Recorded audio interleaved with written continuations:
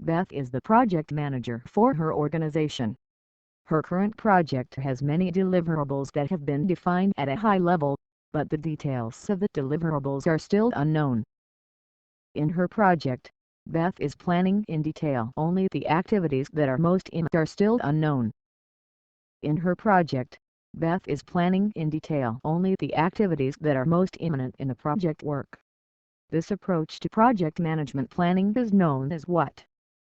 Imminent activity management. Rolling wave planning. Predecessor only diagramming. Decomposition.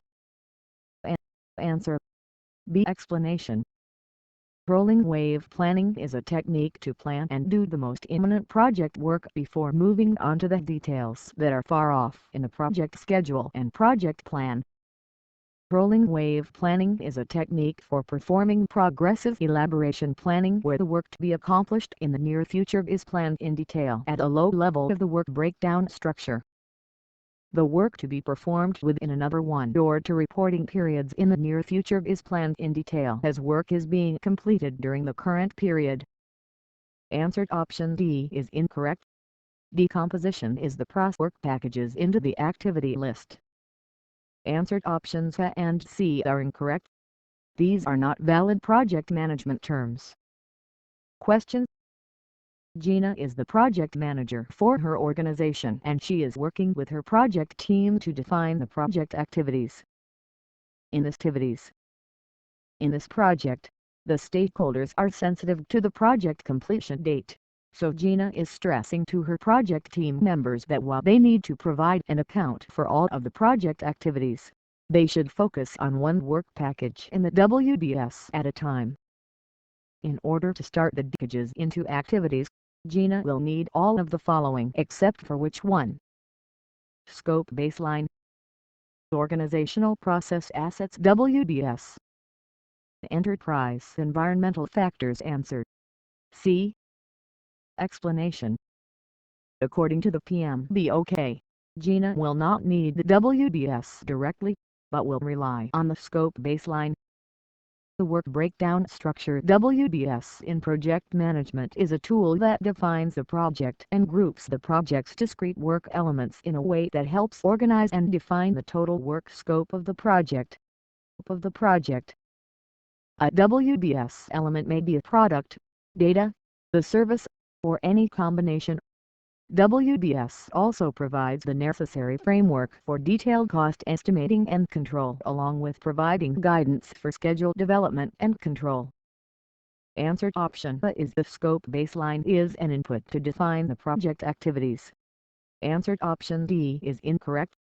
Enterprise environmental factors are an input to define the project activities. Answered option B is incorrect. Organizational process assets are an input to define the project activities. Question: You have created the project network diagram for the ADC project. You are exploring total float and free float for that project.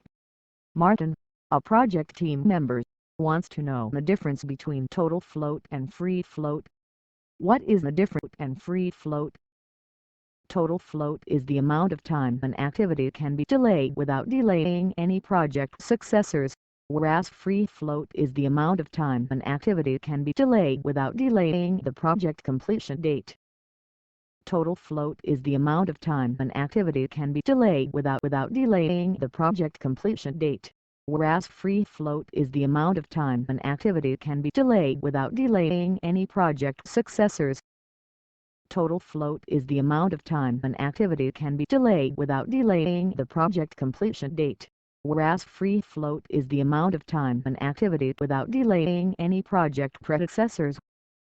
Total float is the amount of time a non-critical activity can be delayed without delaying any project successors, whereas free float is the amount of time an activity can be delayed without delaying the project completion date. Answer B. Explanation. Total float is the time you can delay an activity without delaying the project end date, whereas free float is on each activity and does not affect the early start date of successor activities. Float, also called slack, is the amount of time an activity can be delayed without affecting any subsequent activities.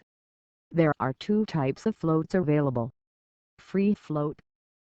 It is the amount of time a scheduled activity can be delayed without delaying the early start date of any immediately following scheduled activities. Total float. Time that a scheduled activity may be delayed from its early start date without delaying the project finish date, or violating schedule constraint. Float is calculated by using the critical path method technique. Answered options C, A, and D are incorrect. These are not accurate definitions of free float and total float. Question. Ben is the project manager for his organization. His project has 26 stakeholders this week and will have 5 additional stakeholders next week. How many more communication channels will Ben's 140 10 325 5? Answer. 8. Explanation. Ben's project will have 140 more communication channels because of the 5 additional stakeholders. To solve the question, you will need to find the current stakeholder communication channels first, which is 26 by 25 over 2 equals 325, and then find the difference of the number of channels for the 5 additional stakeholders. You can use the formula of n by n1, where n is the number of stakeholders. It would read: total number of communication channels that Ben will have next equals 31 by 30 over 226 by 25 over 2 equals 140. Answered option D is incorrect. 5 is the number of additional stakeholders. Answered option B is incorrect. 10 is the number of communication channels among just 5 stakeholders. Answered option C is incorrect.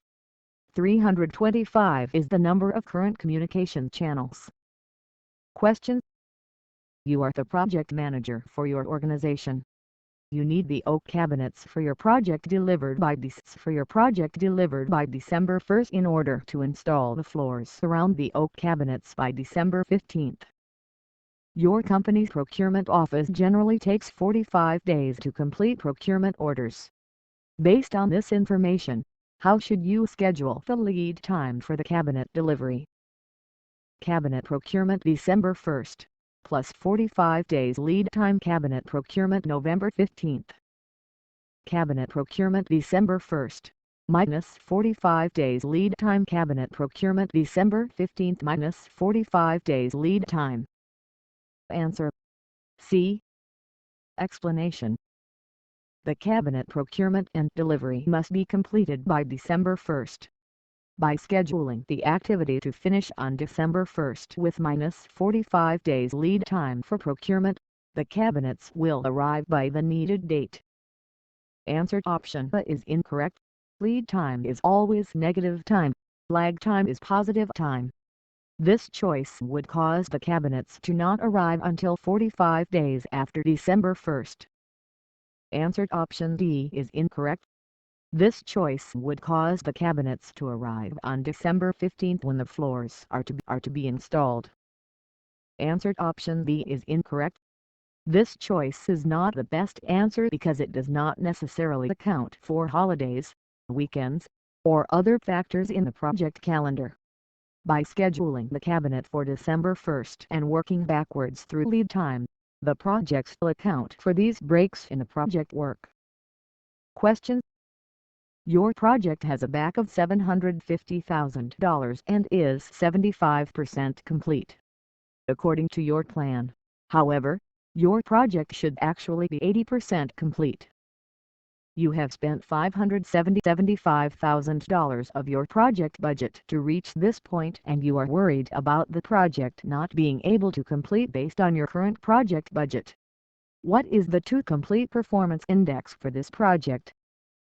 0.98. $16,677 1.07 0.94. Answer. C. Explanation. The to complete performance index can be found by using the formula BSC and over BSCAC for a value of 1.